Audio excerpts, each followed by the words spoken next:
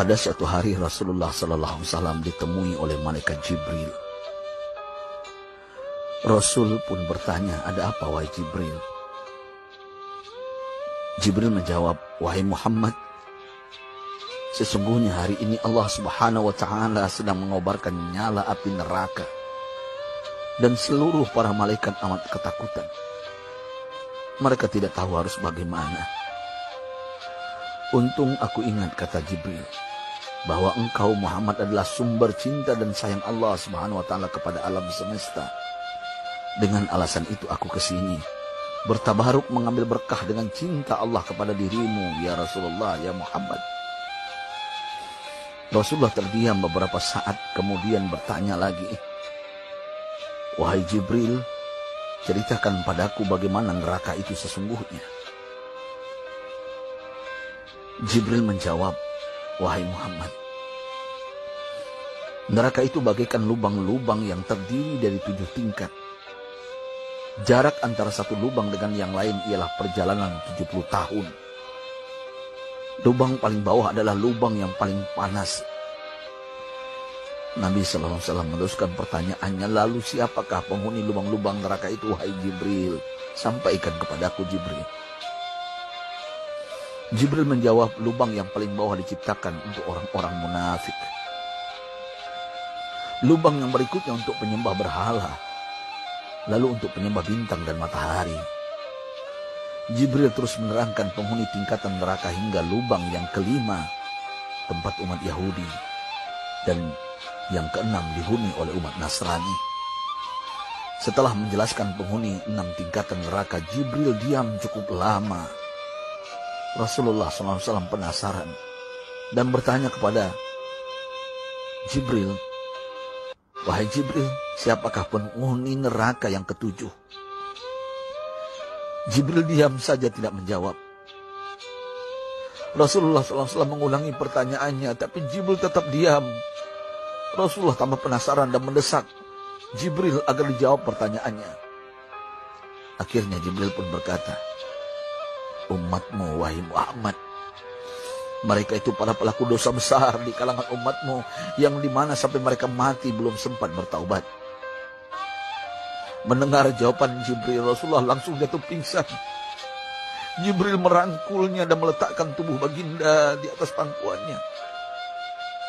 Tak berapa lama Rasulullah SAW sadar dan langsung menangis bersimbah air mata dengan terisak-isak. Rasulullah mempertegas pertanyaannya, wahai Jibril,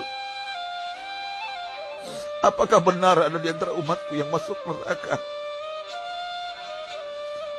Jibril menjawab, benar wahai Muhammad, pelaku dosa besar di antara umatmu yang belum bertaubat. Setelah itu Rasulullah menghadap kiblat dan sujud kepada Allah dalam isak tangisnya.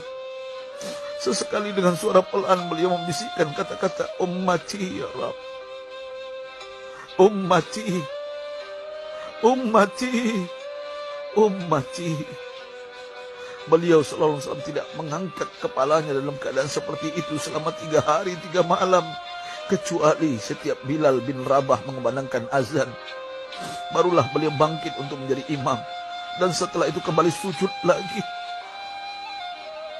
Pada hari ketiga Abu Bakar menyadari hal ini, beliau mengetuk pintu Rasulullah dan mengucapkan salam 3 kali, namun tidak terdengar jawaban. Abu Bakar sedih dan berseru di hadapan pintu Nabi besar Muhammad SAW. Apakah ada jalan untuk masuk ke rumahmu ya Rasulullah? Tetap tidak ada jawaban. Di jalan Abu Bakar bertemu sahabat Umar. Mengapa engkau menangis wahai Abu Bakar? Kata Umar. Abu Bakar menceritakan keadaan Rasulullah SAW. Maka Umar pun melangkah menuju rumah Rasulullah dan terjadilah hal yang sama. Umar pun pulang dan menangis. Di jalan Umar bertemu sahabat Salman Al-Farisi. Dengan terisak Umar bercerita kepada Salman hingga membuat dia amat sedih, namun tidak berani mengulangi hal yang sama. Salman melangkah menuju rumah Fatimah radhiyallahu anha dan menceritakan hal itu. Setengah berlari Fatimah menuju rumah ayah tercinta dan mengetuk pintu sambil mengucapkan salam. Mendengar suara lembut putri tercinta, sejuklah dada Rasulullah. Beliau bangkit dari sujud dan membuka pintu. Alangkah terkejutnya Fatimah melihat Rasulullah, ayah tercinta, amat kurus dan pucat. Fatimah memeluknya lalu menangis. Wahai ayah, apa yang terjadi? Mengapa engkau amat sedih seperti ini? Rasulullah kembali menangis dan berkata dengan suara lirih, wahai Fatimah, belahan jiwaku, bagaimana mungkin aku tidak sedih sedangkan Jibril mengatakan akan ada kelak umatku yang akan masuk neraka. Subhanallah, betapa besar cinta Rasulullah kepada kita umatnya. Sahabatku, Rasulullah mencintai kita. Antaman ma'aman ahbabta, engkau akan berkumpul dengan orang yang kau cintai. Mari kita mencintai baginda Nabi besar Muhammad SAW yang mencintai kita umat yang tidak rela kita masuk neraka. Mari kita mencintai beliau dengan berselawat.